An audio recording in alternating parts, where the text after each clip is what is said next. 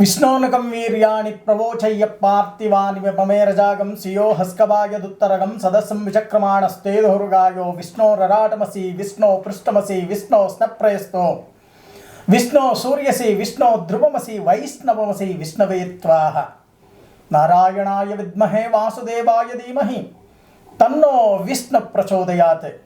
ಪದ್ಮಪ್ರಿಯೇ ಪದ್ಮಿನಿ ಪದ್ಮಹಸ್ತೆ ಪದ್ಮಾಲಯೇ ಪದ್ಮದಲಾಯತಾಕ್ಷೆ ವಿಶ್ವಪ್ರಿಯೇ ವಿಶ್ವಮನೋನುಕೂಲೆ ತದ್ವಾದ ಪದ್ಮಂ ಮಹಿ ಸನ್ನಿಧತ್ವ. ಮಹಾದೇವ್ಯೇಶ್ಚ ವಿದ್ಮಹೇ ವಿಷ್ಣುಪತ್ನೈ ಚ ಧೀಮಹಿ ತನ್ನೋ ಲಕ್ಷ್ಮೀ ಪ್ರಚೋದಯಾತ್. ಸಮಸ್ತ ವೀಕ್ಷಕರಿಗೆ ಶ್ರೀಧರ ಭಟ್ಟಾಚಾರ್ಯ ಗುರೂಜಿ ಮಾಡುವ ನಮಸ್ಕಾರಗಳು. ಈ ಮಾಸ ಫೆಬ್ರವರಿ ಮಾಸ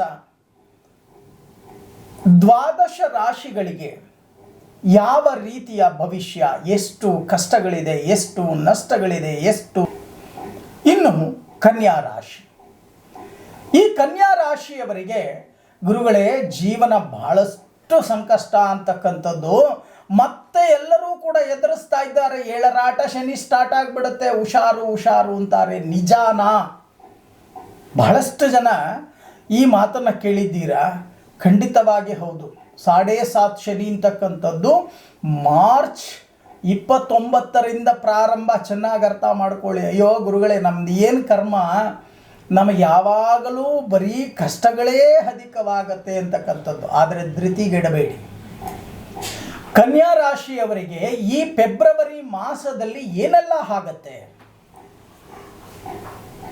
ಕರ್ಮಸ್ಥಾನಕ್ಕೆ ಗುರು ದೃಷ್ಟಿಯನ್ನು ಬಿಡ್ತಾ ಇದ್ದಾನೆ. ಯಾರ್ಯಾರು ಉದ್ಯೋಗದಲ್ಲಿ, ವ್ಯಾಪಾರದಲ್ಲಿ, ವ್ಯವಹಾರದಲ್ಲಿ ನಷ್ಟಗಳನ್ನು ಅನುಭವಿಸಿದ್ದೀರೋ ಅಂಥವರಿಗೆ, ಉದ್ಯೋಗ ಅಂಬಲವನ್ನು ಇಟ್ಕೊಂಡಂಥವರಿಗೆ ಉದ್ಯೋಗ ಪ್ರಾಪ್ತಿಯಾಗತ್ತೆ. ಬಿಸಿನೆಸ್ ಅನ್ನು ಮಾಡಬೇಕು ಅಂತವರಿಗೆ ಲೋನ್ ಸಿಗತ್ತೆ.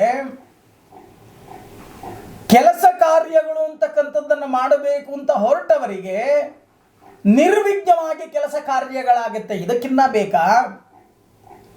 ಮನುಷ್ಯನಿಗೆ ಬುದ್ಧಿಶಕ್ತಿ ಅಂತಕ್ಕಂಥದ್ದು ಶರೀರದಲ್ಲಿ ಬಂದಾಗ ಅದನ್ನು ಸದುಪಯೋಗವನ್ನು ಪಡಿಸ್ಕೊ ಅಂತ ಹೇಳುತ್ತೆ ಜ್ಯೋತಿಷ್ಯ ಶಾಸ್ತ್ರ. ಮಧ್ಯಾಹ್ನ 12 ಗಂಟೆವರೆಗೂ ಸೋಂಬೇರಿತನವನ್ನು ಇಟ್ಟುಕೊಂಡು ನಿದ್ದೆ ಮಾಡಿ 12 ಗಂಟೆಯಲ್ಲಿದ್ದು ಸ್ನಾನವನ್ನು ಮಾಡಿ ಆಗ ಕೆಲಸ ಕಾರ್ಯಗಳನ್ನು ಮಾಡ್ತೀನಿ ಅಂತ ಹೊರಟ್ರೆ ಖಂಡಿತವಾಗಿ ಆಗಲ್ಲ. ಚೆನ್ನಾಗಿ ಅರ್ಥ ಮಾಡ್ಕೊಳ್ಳಿ. ಆಲಸ್ಯಂ ಅಮೃತಂ ವಿಷಂ. ಅಮೃತವನ್ನ ಕುಡಿತಕ್ಕಂಥ ಕೆಲಸವನ್ನ ಆಲಸ್ಯ ಮಾಡಿದರೆ ಅಮೃತವೂ ಕೂಡ ವಿಷವಾಗತ್ತೆ ಅಂತ ಹೇಳುತ್ತೆ ಸುಶ್ರುತಾ ಸಂಹಿತ.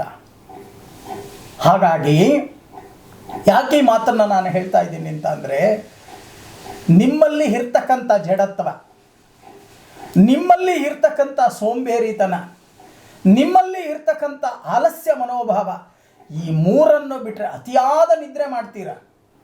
ಅತಿಯಾದ ನಿದ್ರೆಯನ್ನು ಯಾಕೆ ಮಾಡ್ತೀರಾ? ಅಯ್ಯೋ ಗುರುಗಳೇ ಎಷ್ಟು ಮಾಡಿದ್ರು ಅಷ್ಟೇ ಅಂತೀರಾ. ಅದಲ್ಲ, ಪ್ರಯತ್ನ ನಮ್ಮದು, ಫಲ ಮೇಲಿರ್ತಕ್ಕಂಥ ಒಂದು. ಅದಕ್ಕೆ ಭಗವದ್ಗೀತೆಯಲ್ಲಿ ಹೇಳುವುದು ಕರ್ಮಣ್ಯೇ ವಾಧಿಕಾರಸ್ಯ ಮಹಾಫಲೇಶು ಕದಾಶನ. ನನ್ನ ಕೆಲಸವನ್ನು ನಾನು ಸರಿಯಾಗಿ ಮಾಡಬೇಕು. ನಾನು ಸರಿಯಾಗಿ ಮಾಡಿದಾಗ ಫಲಾಫಲಗಳನ್ನು ಶ್ರೀಕೃಷ್ಣ ಪರಮಾತ್ಮ ಕೊಡ್ತೀನಿ ಅಂತ ಹೇಳಿದ್ದಾನೆ ಭಗವದ್ಗೀತೆಯಲ್ಲಿ. ಆದರೆ ನಮ್ಮ ಕೆಲಸವನ್ನು ನಾವು ಸರಿಯಾಗಿ ಮಾಡಲೇ ಇಲ್ಲ ಅಂತಂದರೆ ಫಲ ಎಲ್ಲಿಂದ ಬರುತ್ತೆ? ಹಾಗೆ ನೀವು ನಷ್ಟಗಳನ್ನು ಮಾಡಿಕೊಂಡಿರ್ತಕ್ಕಂಥದ್ದು ಇಷ್ಟು ದಿನ, ಹಾಗೆ ಸಾಲಕ್ಕೆ ಸಿಕ್ಕಾಕೊಂಡಿರೋದು ಇಷ್ಟು ದಿನ, ಹಾಗೆ ಲೋನಿಗೆ ಸಿಕ್ಕಾಕೊಂಡು ಬಡ್ಡಿ, ಚಕ್ರ ಬಡ್ಡಿ, ಫೈನ್ ಮೇಲೆ ಫೈನು ಕಟ್ಟಿರ್ತಕ್ಕಂಥದ್ದು ಇಷ್ಟು ದಿನ. ಇದಕ್ಕೋಸ್ಕರನೇ ನಾನು ನಿಮಗೆ ಹೇಳ್ತಾ ಇದ್ದೇನೆ, ಆಲಸ್ಯವನ್ನು ಬಿಟ್ಟರೆ ಮಾತ್ರ ಅನುಕೂಲಗಳು ಅಂತಕ್ಕಂಥದ್ದು ನಿಮಗೆ ಪ್ರಾಪ್ತಿಯಾಗತ್ತೆ. ಹತ್ತಿರದಲ್ಲೇ ಇರ್ತಕ್ಕಂಥ ವಿಷ್ಣು ಆಲಯಕ್ಕೆ ಹೋಗಿ. ಎಲ್ಲರೂ ವಿಷ್ಣು ಆಲಯಕ್ಕೆ ಬರೀ ತುಳಸಿಯನ್ನು ಅರ್ಪಣೆಯನ್ನು ಮಾಡ್ತಾರೆ. ಇವತ್ತು ನಿಮಗೆ ಧನ ಲಾಭಗಳು ಬರಬೇಕು ಅಂತ ಅಂದರೆ ಬಿಲ್ವ ಪತ್ರೆಯನ್ನು ವಿಷ್ಣು ಆಲಯಕ್ಕೆ ಅರ್ಪಣೆಯನ್ನ ಮಾಡಿ.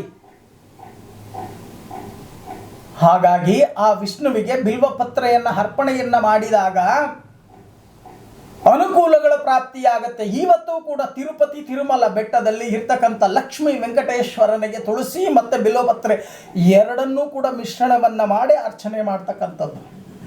ಬಹಳಷ್ಟು ಜನ ಹೇಳ್ತಾರೆ, ಅಯ್ಯೋ ಅಯ್ಯೋ ವಿಷ್ಣುಗೆ ಬಿಲ್ಪತ್ರೆ ಹಾಕಬಾರ್ದು. ಖಂಡಿತವಾಗಿ ಇಲ್ಲ. ವಿಷ್ಣು ಹವನೇ, ಶಿವನೂ ಹವನೇ, ಬ್ರಹ್ಮನೂ ಹವನೇ.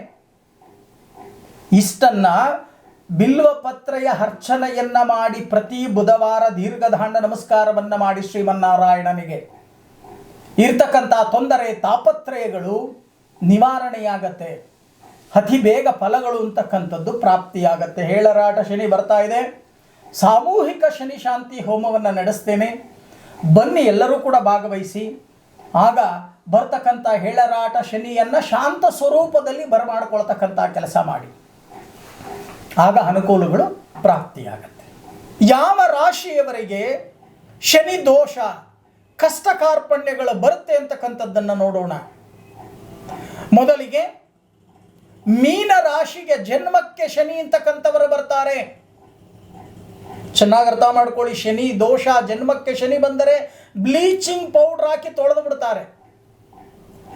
ಜೊತೆಗೆ ಕುಂಭ ರಾಶಿಗೆ ದೋಷ ಏಳರಾಟ ಶನಿ, ಮೇಷ ರಾಶಿಗೆ ದೋಷ ಏಳರಾಟ ಶನಿ, ಜೊತೆಗೆ ಕನ್ಯಾ ರಾಶಿಗೆ 7ನೇ ಮನೆ ಶನಿ, ಸಿಂಹ ರಾಶಿಗೆ 8ನೇ ಮನೆ ಶನಿ, ವೃಶ್ಚಿಕ ರಾಶಿಗೆ 5ಮ ಸ್ಥಾನಕ್ಕೆ ಶನಿ, ಧನುಸ್ಸು ರಾಶಿಗೆ 4ನೇ ಮನೆ ಶನಿ. ಇಷ್ಟು ರಾಶಿಗಳಿಗೆ ದೋಷ ಅಂತಕ್ಕಂಥದ್ದು. ಜೊತೆಗೆ ಮಿಥುನ ರಾಶಿಯವರಿಗೆ 10ಮ ಸ್ಥಾನದ ಶನಿ. ಈ ಶನಿ ದೋಷದಿಂದ ನಾನಾ ರೀತಿಯ ಕಷ್ಟ ಕಾರ್ಪಣ್ಯಗಳು ಅಂತಕ್ಕಂಥದ್ದಾಗತ್ತೆ. ಇದಕ್ಕೋಸ್ಕರನೇ ನಿಮಗೋಸ್ಕರ ನಮ್ಮ ಅಭಯ ಆಂಜನೇಯ ಸ್ವಾಮಿಯ ಸನ್ನಿಧಿಯಲ್ಲಿ ಶ್ರೀಮದ್ ರಾಮಾನುಜ ಗೋಶಾಲೆ, ಶೆಟ್ಟಿಹಳ್ಳಿ ಹೊರವಲಯ, ಅಕ್ಕನಹಳ್ಳಿ ಕ್ರಾಸ್ ಹತ್ತಿರ, ನುಗ್ಗೇಹಳ್ಳಿ ಹೋಬಳಿ, ಚನ್ನರಾಯಪಟ್ಟಣ ತಾಲೂಕು, ಹಾಸನ ಜಿಲ್ಲೆ, ಕರ್ನಾಟಕ. ಈ ಸ್ಥಳದಲ್ಲಿ ಸಾಮೂಹಿಕ ಮತ್ತು ಪ್ರತ್ಯೇಕ ಶನಿ ಶಾಂತಿ ಹೋಮವನ್ನು ವಿಜೃಂಭಣೆಯಿಂದ ಭಕ್ತಾದಿಗಳಿಗೋಸ್ಕರ ಆಚರಣೆಯನ್ನು ಮಾಡ್ತಾ ಇದ್ದೇನೆ. ಇಂದಿನಿಂದನೇ ದಾಖಲಾತಿ ಪ್ರಾರಂಭವಾಗ್ತಾ ಇದೆ. ಈ ಫೋನ್ ನಂಬರ್ ಅಂತಕ್ಕಂಥದ್ದೇನಿದೆ, ಈ ಫೋನ್ ನಂಬರಿಗೆ ಫೋನ್ ಮಾಡಿ, ಕರೆ ಮಾಡಿ, ನಿಮ್ಮ ರಾಶಿ ನಕ್ಷತ್ರವನ್ನು ಬರೆಸಿ ರಿಜಿಸ್ಟರ್ ಮಾಡ್ಕೊಳ್ತಕ್ಕಂಥ ಕೆಲಸವನ್ನು ಮಾಡಿ. ಸುಮಾರು ಸಾವಿರಾರು ಭಕ್ತರು ಸೇರ್ತಕ್ಕಂಥ ಕಾರ್ಯಕ್ರಮವಾಗಿದೆ ಇದು. ಇಂಥ ಒಂದು ಕಾರ್ಯಕ್ರಮದಲ್ಲಿ ನೀವು ಕೂಡ ಭಾಗಿಯಾಗಿ. ಶನಿ ತನ್ನ ಪಥವನ್ನು ಬದಲಿಸ್ತಾ ಇದ್ದಾನೆ. ನಿಮ್ಮ ಗ್ರಹಚಾರ ಸರಿ ಮಾಡ್ಕೋಬೇಕು ಅಂತ ಅಂದರೆ ತನ್ನ ಮನೆಗೆ ಬರ್ತಕ್ಕಂಥ ಸಮಯದಲ್ಲಿ ಸರಿಯಾಗಿ ಅವನನ್ನು ಸ್ವಾಗತವನ್ನು ಕೋರ್ತಕ್ಕಂಥ ಕೆಲಸವನ್ನು ಮಾಡಿ. ಈ ಶನಿ ಶಾಂತಿ ಅಂತಕ್ಕಂಥದ್ದು ಅತಿ ಶಕ್ತಿಯುತವಾಗಿರ್ತಕ್ಕಂಥದ್ದು. ಅದಕ್ಕೋಸ್ಕರನೇ ಅಭಯ ಆಂಜನೇಯ ಸ್ವಾಮಿಯ ದೇವಾಲಯದಲ್ಲಿ, ನಮ್ಮ ಶ್ರೀಮದ್ ರಾಮಾನುಜ ಗೋಶಾಲೆಯಲ್ಲಿ 18 ಅಡಿ ಇರ್ತಕ್ಕಂಥ, ಅಂದರೆ 18 ಅಡಿ ಇರ್ತಕ್ಕಂಥ ಆಂಜನೇಯನ ಸನ್ನಿಧಿಯಲ್ಲಿ ಈ ಶನಿ ಶಾಂತಿ, ಸಾಮೂಹಿಕ ಶನಿ ಶಾಂತಿ ಹೋಮವನ್ನು ಕೂಡ ಮಾಡ್ತಾ ಇದೆ ಪ್ರಧಾನ ಹೋಮಕುಂಡದಲ್ಲಿ. ಇಲ್ಲ ಗುರುಗಳೇ, ನಮ್ಮದು ಜನ್ಮಕ್ಕೆ ಬಂದ್ಬಿಟ್ಟ ಶನಿ, ಸಪ್ತಮಕ್ಕೆ ಬಂದ್ಬಿಟ್ಟ, ಏಳರಾಟ, ನಾವು ತತ್ತರಿಸ್ತಾ ಇದ್ದೀವಿ ಅನ್ನೋರಿಗೆ ಪ್ರತ್ಯೇಕ ಹೋಮಕುಂಡವೂ ಕೂಡ ಇದೆ. ನಿಮ್ಮ ಕುಟುಂಬಕ್ಕೆ ಮಾತ್ರ ಒಂದು ಪ್ರತ್ಯೇಕ ಬೇಕಾದರೂ ಕೂಡ ಫೋನ್ ಮಾಡಿ ನಿಮ್ಮ ಹೆಸರನ್ನು ಬರೆಸ್ಕೊಳ್ಳಿ. ಸಾಮೂಹಿಕ ಬೇಕು ಅಂತ ಅಂದರೂ ಇಲ್ಲಿ ಹೋಗ್ತಾ ಇರ್ತಕ್ಕಂಥ ಈ ಫೋನ್ ನಂಬರಿಗೆ ಬರೆಸಿ, ನಿಮ್ಮ ಹೆಸರನ್ನು ಬರೆಸಿ ನೋಂದಣಿಯನ್ನು ಮಾಡಿಕೊಳ್ಳಿ. ಅಂತ್ಯಕಾಲದಲ್ಲಿ ಬಂದಾಗ 108 ಹೋಮಕುಂಡಗಳ ಮೇಲೆ ನಾವು ಕೂಡ ಹಾಕ್ಲಿಕ್ಕಾಗಲ್ಲ. ಸಾವಿರಾರು ಹೋಮಕುಂಡಗಳನ್ನು ಹಾಕಿ ಅಂತ ಅಂದರೆ ಹಾಕೋಕ್ಕೆ ಶಕ್ತಿ ಯಾರ ಕೈಯಲ್ಲೂ ಇಲ್ಲ. ಅದಕ್ಕೋಸ್ಕರನೇ ಇಂದಿನಿಂದಾನೇ ನೋಂದಣಿ ಅಂತಕ್ಕಂಥದ್ದು, ನಿಮ್ಮ ಹೆಸರನ್ನು ರಿಜಿಸ್ಟರ್ ಮಾಡಿಕೊಳ್ತಕ್ಕಂಥ ಕೆಲಸವನ್ನು ಮಾಡಿ. ಈ ಶನಿ ಶಾಂತಿಯನ್ನು ಮಾಡಿ ಅದರಲ್ಲಿ ಬರ್ತಕ್ಕಂಥ ರಕ್ಷೆಯನ್ನು ಪ್ರತಿನಿತ್ಯ ಹಣೆಯಲ್ಲಿ ಧರಿಸ್ಕೊಳ್ತಕ್ಕಂಥ ಕೆಲಸವನ್ನು ಮಾಡಿ. ಆಗ ಆಂಜನೇಯನ ಸನ್ನಿಧಾನದಲ್ಲಿ ನಡೆದಂಥ ಶನಿ ಶಾಂತಿ ಹೋಮ, ಆಂಜನೇಯನಿಗೆ ಶನಿ ಪರಮಾತ್ಮ ಹೇಳಿರ್ತಕ್ಕಂಥದ್ದು, ರಾವಣನ ಆಸ್ಥಾನದಲ್ಲಿ ಬಿಡುಗಡೆ ಆದ ಸಮಯದಲ್ಲಿ, ಅಪ್ಪ ನಿನ್ನ ಭಕ್ತರುಗಳಿಗೆ ನಾನು ಕ್ರೂರ ದೃಷ್ಟಿಯನ್ನು ಬಿಡಲ್ಲ ಅಂತಕ್ಕಂಥದ್ದು. ಇಂಥ ಒಂದು ಶನಿ ಶಾಂತಿ ಹೋಮ, ಶನಿ ಶಾಂತಿ, ಸಾಮೂಹಿಕ ಶನಿ ಶಾಂತಿ ಹೋಮ ವಿಜೃಂಭಣೆಯಿಂದ ನಡೆಸ್ತಾ ಇದ್ದೇನೆ. ನೀವೆಲ್ಲರೂ ಬನ್ನಿ, ಇದರ ಸದುಪಯೋಗವನ್ನು ಪಡಿಸ್ಕೊಡಿ. ನಿಮಗೆಲ್ಲರಿಗೂ ಕೂಡ ಒಳ್ಳೆಯದಾಗಲಿ. ಆಯುರಾರೋಗ್ಯ ಐಶ್ವರ್ಯ ಪ್ರಾಪ್ತಿಯಾಗಲಿ, ಸುಖ ಜೀವನ ಪ್ರಾಪ್ತಿಯಾಗಲಿ ಅಂತ ಹೇಳಿ ನಾನೂ ಕೂಡ ಆ ಶನೇಶ್ವರನ ಅಧಿದೇವತೆಯಾಗಿರ್ತಕ್ಕಂಥ ಪವಮಾನ ಅಂದರೆ ಅಭಯ ಆಂಜನೇಯನನ್ನು ಪ್ರಾರ್ಥನೆಯನ್ನು ಮಾಡ್ತೀವಿ.